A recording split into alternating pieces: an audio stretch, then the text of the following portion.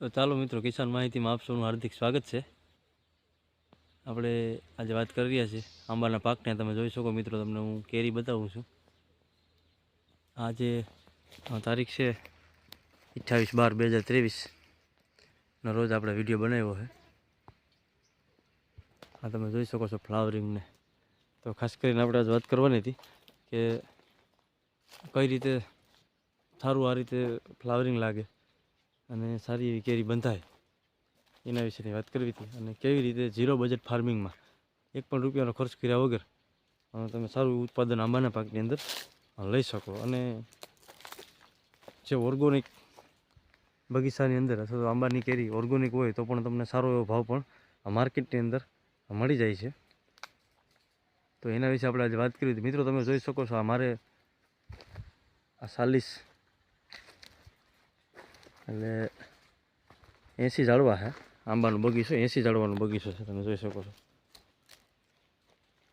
આમાં મારે 40 થી 60 સાલી ફ્લાવરિંગ સ્ટેજ આવી ગયો છે.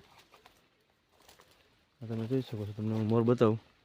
હરેક જગ્યાએ મોર કમ્પ્લીટ થઈ ગયો છે, આવવા માંડી ગયો છે.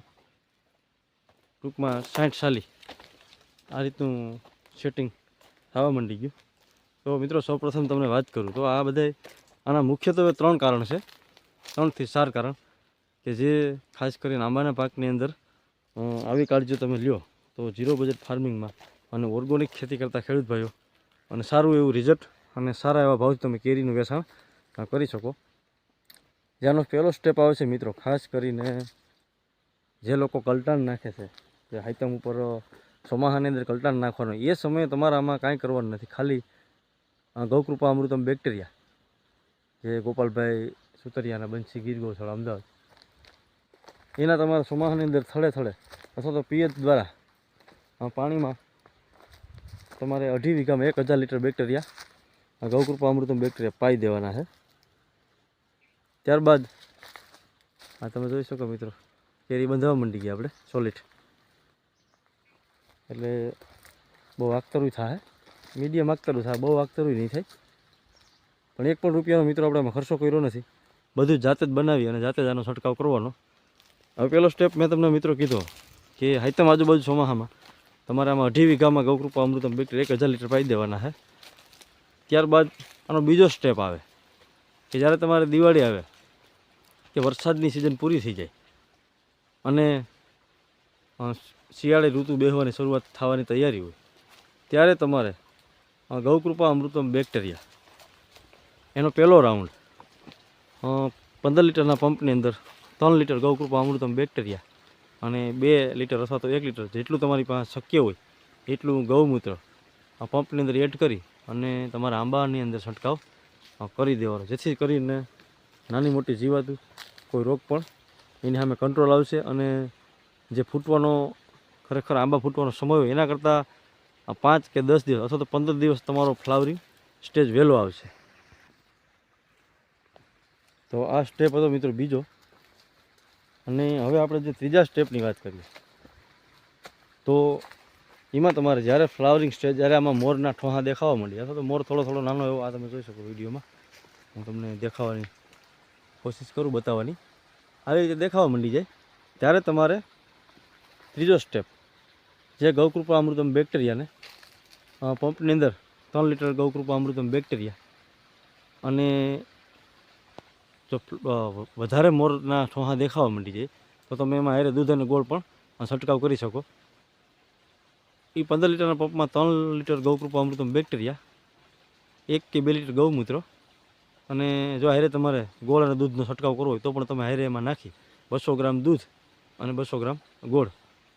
ત્રીજો સ્ટેપ, જેમાં તમે છંટકાવ કરો એટલે તમને સારામાં સારો મોરનો ગ્રોથ જોવા મળશે, રોગ જીવાત પણ સામે સારામાં સારું નિયંત્રણ મળશે અને સારા એવા મોર ગ્રો કરશે અને સારું એવું સેટિંગ, જે આપણે મગ્યો બંધાવાનું સેટિંગ કહીએ છીએ, એ સારું એવું સેટિંગ મગ્યો બંધાવાનું રહેશે. હવે મિત્રો આપણે ખાસ વાત કરવી છે જે ચોથા સ્ટેપની. જે ચોથો સ્ટેપ છે ને, એ ખાસ મહત્ત્વનું અને ખેડૂત ભાઈઓ માટે ખાસ મહત્ત્વનું પાત્ર ભજવે છે જે આંબાના બગીચાની અંદર. જે ચોથો સ્ટેપ છે એ કઈ રીતે એનો ઉપયોગ કરવો, કયા ટાઈમે એનો યુઝ કરવો. તો મિત્રો ખાસ કરીને ચોથો સ્ટેપ એવો છે કે 2.5 વીઘાની અંદર 2.5 વીઘાના આપણા બગીચા હોય 1 એકર, તો 2.5 વીઘામાં તમારે 4 ટન છાણિયું ખાતર, જે આપણે ઘણા ખેડૂત ભાઈઓ, હું પણ ન કરતો, પણ જ્યાંથી મને આ લાઈન મળી ત્યાંથી હું પણ હવે આ રીતે કરવા માંડી ગયો, તો એનું સારું રિઝલ્ટ મને ઝીરો બજેટ ફાર્મિંગમાં મળે છે. જે ચોથો સ્ટેપ છે એમાં ખાસ કરીને મિત્રો 2.5 વીઘામાં 4 ટન છાણિયું ખાતર. હવે એને ક્યારે નાખવાનું છે કે જ્યારે આપણે ફ્લાવરિંગ સ્ટેજ પૂરો થઈ જાય, કેરી આપણે આંબાની અંદરથી વેળાઈ જાય, ત્યારબાદ થળે થળે અથવા તો રિંગ કરી સાઈડમાં, અથવા તમારા ખામણાની અંદર થળથી 2 કે 2.5 ફૂટ સેટી રિંગ કરી અને 2.5 વીઘામાં 4 ટન છાણિયું ખાતર જે તમારે આંબાના બગીચાની અંદર નાખી અને પછી તમારે એને પિયત આપી દેવાનું છે.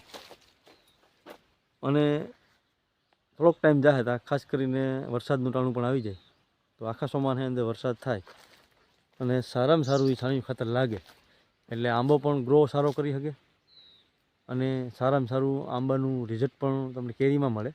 અને આ રીતે આ મિત્રો મેં તમને 4 ઓપ્શન આપ્યા, ગૌકૃપા અમૃતમ બેક્ટેરિયા અને છાણિયું ખાતર નાખવાની કઈ રીત અને ક્યારે નાખવું, આ તમને મેં આ વિડીયોની અંદર સમજાવ્યું કે ખાસ કરીને આંબાના બગીચાની અંદર જરૂરી છે. તો આવી રીતે મિત્રો તમે કરશો એટલે કેરીનું આગમન પણ વહેલું થશે અને મોર પણ વહેલા આવે છે, જેથી કરીને આપણી કેરી માર્કેટમાં પણ વહેલી આવશે. અને જો ઓર્ગોનિક કેરી હોય તો સારું એવો ભાવ પણ ઓર્ગોનિક કેરીના અત્યારે માર્કેટની અંદર આપણે મળે છે. તો જો મિત્રો વિડીયો સારો લાગે અને માહિતી સારી લાગી તો લાઈક કરજો, શેર કરજો અને સબસ્ક્રાઈબ કરવાનું ભૂલતા નહીં. જય ગૌ માતા.